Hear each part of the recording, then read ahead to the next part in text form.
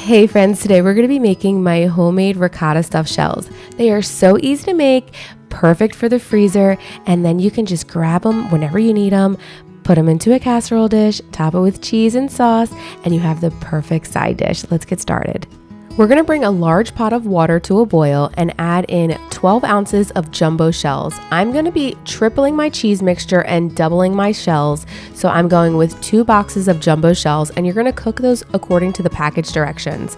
I go for the al dente, so this way when I bake them, they are nice and tender and maybe even a little under the al dente. Then we're going to go in with our cheese mixture. I am using 32 ounces of ricotta cheese containers. I end up using 3, but my bowl is not big enough for all 3, so I'm doing 2 of them. Again, I'm tripling it because we like a lot of cheese mixture in our stuffed shells, so that is completely optional. I am going to be freezing the majority of these shells, so this way we can have easy meals. I can pop them right out for a side. Then we're going to go in with 1.5 cups of mozzarella cheese shredded per 32 ounces. We're also going to go in with 1 tablespoon of parsley per 32 ounces of cheese, 1 teaspoon of garlic, 1 teaspoon of pepper, and then we're going to mix that all up. So again, this is the double batch. I did not have enough room to add the third one. And then we're going to go ahead and take a nice size amount of that cheese mixture and put it into our shells. My mom never used eggs and she didn't over season them. You can add more seasonings if you like, if you want it to be like more flavorful. But this is how my mom made it, so that's exactly how I make it. I don't alter the recipe because it's just that nostalgic taste that I love. And yeah, there's nothing like my mom's cooking. I don't get to enjoy that anymore. So I make sure that I can make it for my kids so they can taste what Mimi would have made. Now we're just gonna stuff our shells and place it onto the baking sheet. I've lined my baking sheet with parchment paper, so this way when we freeze the stuffed shells, they don't stick to the bottom of the pan. Now, speaking of the bottom, I've lined a casserole dish with a little bit of sauce. You may have seen its ragu. That's exactly what my mom made. So these taste exactly like her stuffed shells, and I just love that. I take about a few stuffed shells, usually like 6 or 7, and place them into the bottom of the casserole dish, and I pop them out from the freezer too and do this as well. Then I'm going to cover it with more sauce, and then we're going to put it in the oven at 350 degrees for about 35 to 40 minutes.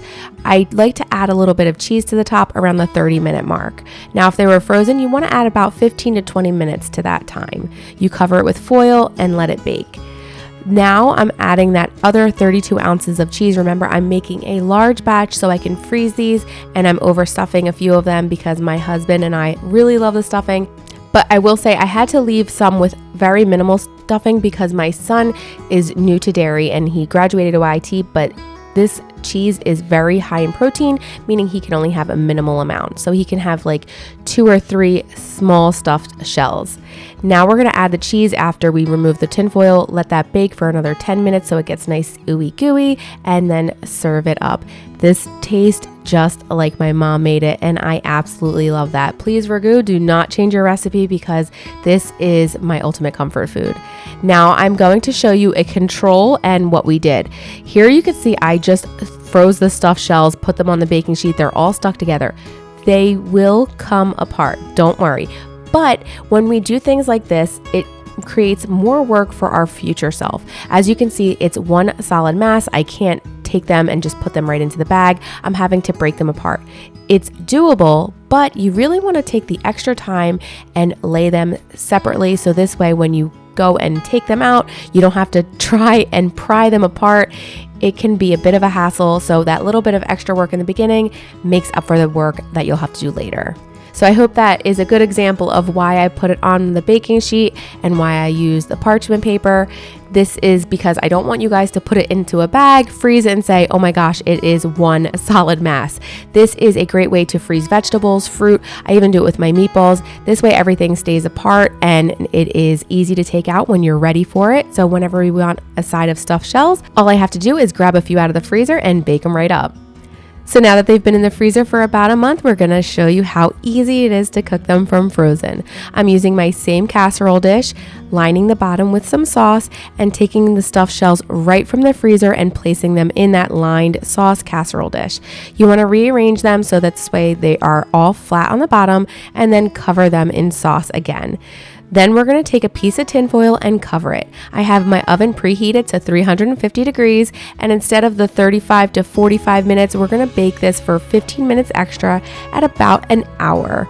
Then after it's done baking for an hour, I want to top with cheese, and look how ooey gooey it is. Bake it for another 5 minutes so it gets nice and melty. And then I like to let it cool for about 10 to 15 minutes.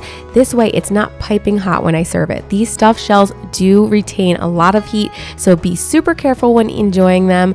I hope you guys enjoyed this recipe. I want to thank you so much for watching and all of your kind comments.